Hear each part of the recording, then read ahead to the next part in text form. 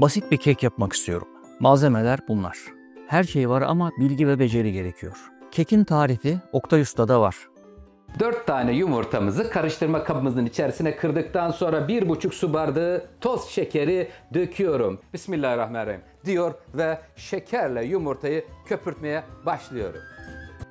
Ama ben bu kekin rastlantılarla, tesadüflerle yapılmasını istiyorum. O nedenle malzeme ve zamanlama için bu zarı kullanacağım. Oktay Usta kekte 300 gram un kullanıyor. Zarı atıyorum. 6 geldi. 600 gram un kullanacağım. Oktay Usta 300 gram şeker kullanıyor. 2 geldi. 200 gram ekliyorum. Bir ölçü yok. Tamamen tesadüflerle. Bu kek için 4 yumurta kullanılıyor. Zarı atıyorum. 6 geldi. 6 yumurta kullanacağım. Sıvı yağ 200 cc kullanılması lazım. 1 bardak kadar. 5 geldi. Bu da 500 gram olsun. Süt de 200 cc kullanılıyor. 1 bardak. 1 geldi. 100 cc koyuyorum. 2 çorba kaşığı kakao kullanılıyor. 4 geldi. 4 çorba kaşığı kullanacağım. 1 paket vanilya kullanılıyor.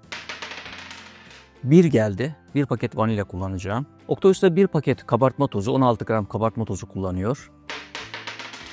3 paket kabartma tozu kullanacağım.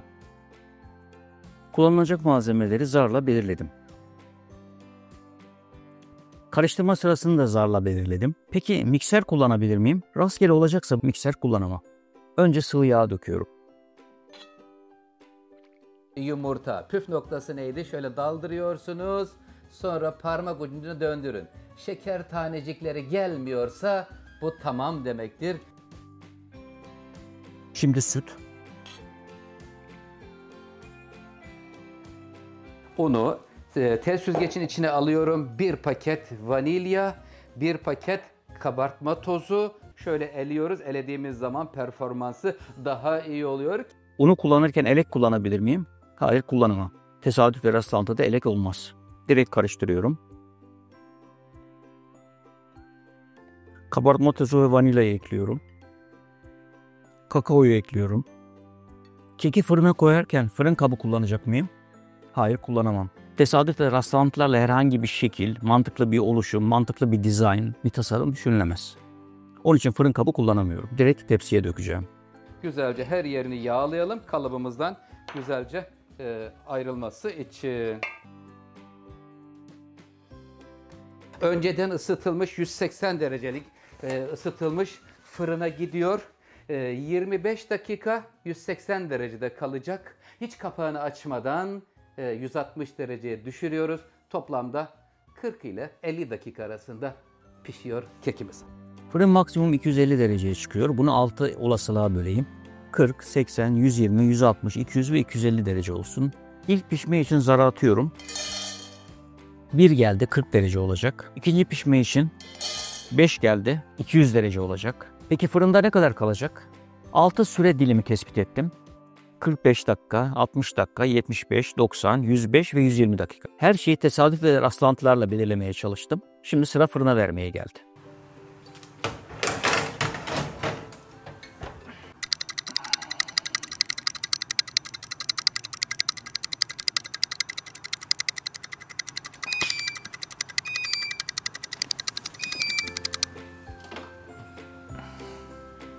Da yenebilir bir şey oluşmadı. Şu zar bir aşçı olsa kaç defa daha deneme yapsam Oktay Usta'nın yaptığı gibi bir pasta yaparım.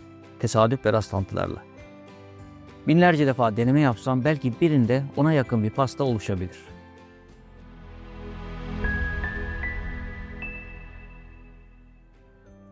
Tabiattan, doğadan, toprağın karanlığından bize sunulan binlerce meyve ve sebze var.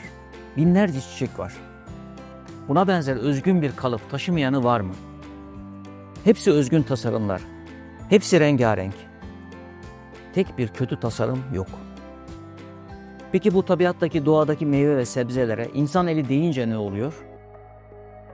İnsanlar genetiğine müdahale ettiğinde şöyle şeyler oluşuyor. Genetik bozulmadıkça, büyüme şartlarına dikkat edildiğinde hiçbir zaman estetiği bozuk bir meyve veya sebze yetişmiyor. Eğer doğada on binlerce kötü tasarım, bir tane iyi tasarım olsaydı, şunu deme hakkına sahip olurduk: bu güzel tasarım tesadüflerle oluşmuş. Ama öyle değil. Yeryüzünde milyarlarca tasarım var.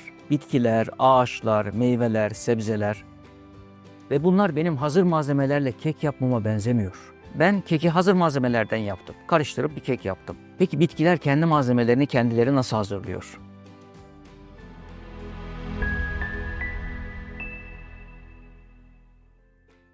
Otomat. Böyle basit bir mekanizması var. Para atıyorum, çikolata alıyorum. Vitrininde fabrikada üretilmiş şeyler var ve para karşılığı alıyorum. Bu önümde gördükleriniz toprak ve 4 ayrı bitkinin tohumu. Bunlardan birini toprağa atıyorum. Çilek tohumu. Yaptığım iş bundan ibaret. İnsanların yaptığı iş bir otomat makinesine atar gibi para yerine tohum atıyoruz toprağa. Her bir tohum Allah'ın ilim ve kudretiyle en gelişmiş laboratuvarların yapamadığını yapıyor.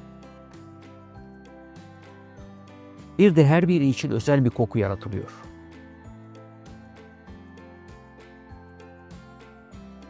Dünya yüzeyi kadar dev bir otomat cihazı var. Elimizdeki tohumları atıyoruz, su veriyoruz ve bir süre sonra yüzlerce tür meyve ve sebzeleri alıyoruz. Meyve ve sebzeler benim pasta yaptığım gibi hazır malzemelerle yaratılmıyor. Her bir tohum kapkara topraktan su ve mineralleri alıyor. Bu maddeleri kullanarak kendi içinde amino asitler üretiyor. Bu amino asitlerden proteinler oluşturuyor. Bu proteinlerle büyüyor, gelişiyor, çiçek açıyor ve meyve veriyor. Bu meyvelerin hiçbiri için tasarımı şöyle değil de böyle olsaydı, tadı şöyle değil de böyle olsaydı, kokusu şöyle değil de böyle olsaydı diyebileceğimiz bir tasarım ve herhangi bir önerimiz yok. Yapamıyoruz. Her şey olabilecek en iyi güzellikte, en iyi şekilde, en iyi tasarımda. Elmanın kabuğu elmanın içeriğine göre. Elmanın kabuğu portakalın kabuğu gibi değil. Şu portakalın kabuğundaki izolasyon katmanları akıl alır gibi değil. Limonun kabuğu kivinin kabuğu gibi değil. Her biri ayrı bir sanat eseri. Her biri ayrı bir sanat şaheseri. Limonun kabuğunu kiviye taksak tuhaf durur. Ananasın içeriği portakal gibi değil. Ona çok daha özel bir tasarım yapılmış. Hindistan cevizinin çok sert bir kabuğu var. Peki bu meyvenin içi nasıl açılıyor? Her tarafı şöyle olsaydı açılması oldukça zorluk taşırdı. Ama öyle değil. Yaratılış planında 3 zayıf nokta konulmuş. Çimlenme noktaları. Deliklerden biri diğerlerinden daha yumuşak. Sivri bir aletle kolayca açılabiliyor. Ve böyle içindeki sıvı akıyor. Özel bir meşrubat kutusu gibi. Suyunu aldıktan sonra içinin açılması da çok orijinal. Şuralardan, şu orta kısımda, şunun etrafında küçük darbeler vuruyorum. O küçük darbelerden sonra kolayca böyle açılıyor ve Hindistan cevizi ortaya çıkıyor. Hindistan cevizinin kabuğu portakal gibi olsaydı ve elma gibi olsaydı öyle bir içeriği koruyamazdı. Bunun içeriği de ayrı bir sanat eseri. Hepsinin kabuk dizaynı içeriğiyle ilişkili. İç dış uyumu var.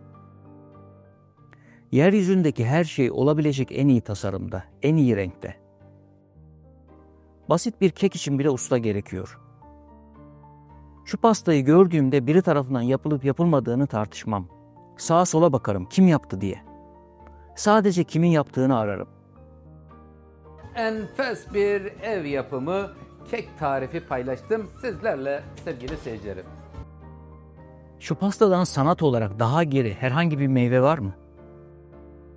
İnsan bunları gördüğünde şu pastada olduğu gibi sağına soluna bakmalı. Bunları kim yaptı, bunları kim üretti diye düşünmeli. Bu arayış aklın ve insan olmanın bir gereği.